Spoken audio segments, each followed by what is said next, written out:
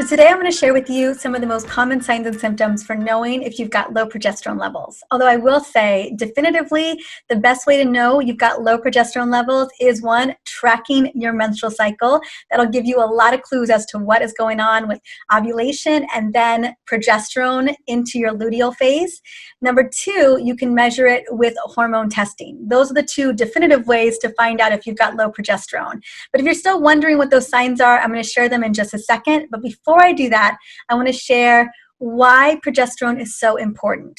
Number one, it's one of the most important hormones for maintaining pregnancy, specifically the uterine lining while you're in the luteal phase, and then to maintain that pregnancy once you get pregnant.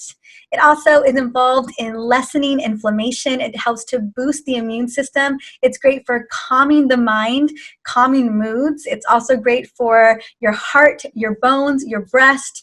Oh my gosh, digestion. I could go on. So progesterone is one of those hormones that, although its number one job is to maintain pregnancy, that's why the name says it all, progestation, but also progesterone is doing a whole lot more things in the body. So how do you begin to know if you are struggling with low progesterone? And what I want to speak to is that I cannot tell you how many women I've met over the years who have struggled with low progesterone levels, including myself. So here are the most common areas to look out for if you are struggling with low progesterone levels in the luteal phase of your cycle, especially past 35 years old. Like 35, 40 into menopause, we are definitely going to decrease in progesterone levels just naturally. So irregular menstrual cycles is long cycles, irregular cycles, a short luteal phase, which is from the time of ovulation to your period. It's less than 10 days long. Maybe you've got a diagnosis of PCOS, or you have menstrual cramping or spotting mid-cycle before your period starts. So all of those are indicators of an irregular menstrual cycle, and definitely an indicator that low progesterone levels are potentially an issue for you, and maybe that you're not even ovulating. Next is depression, anxiety, and mood swings. As I mentioned earlier, progesterone plays a huge role in helping to balance our mood, and when it is in the crapper, we are going to feel it. So maybe you're experiencing depression, anxiety, especially mood swings before your cycle, or having severe PMS symptoms. That is a sign of low progesterone. Next is low libido, fatigue, and brain fog. Again, as we begin to drop progesterone in our 30s and 40s, it definitely has a mental shift with that drop of progesterone, and we will feel it in the fatigue and the brain fog especially. Next is sluggish metabolism, unexplained weight gain, belly fat, and sugar cravings.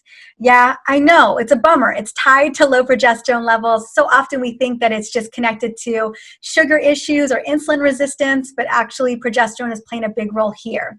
Next, migraines and headaches, especially during PMS or right before or on your cycle, like when your period starts. That is an indicator that estrogen is unopposed and progesterone is very, very low.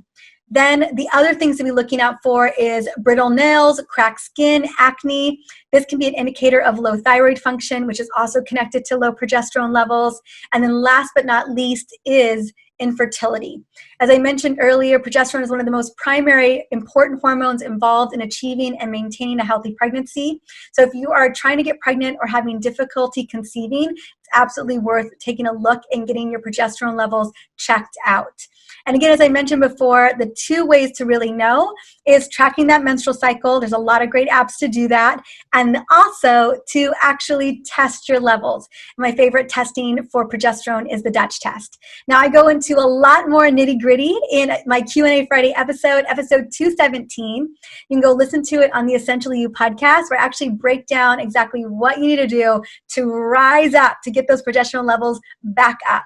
So I hope that this was helpful, at least in terms of understanding the signs and symptoms around low progesterone.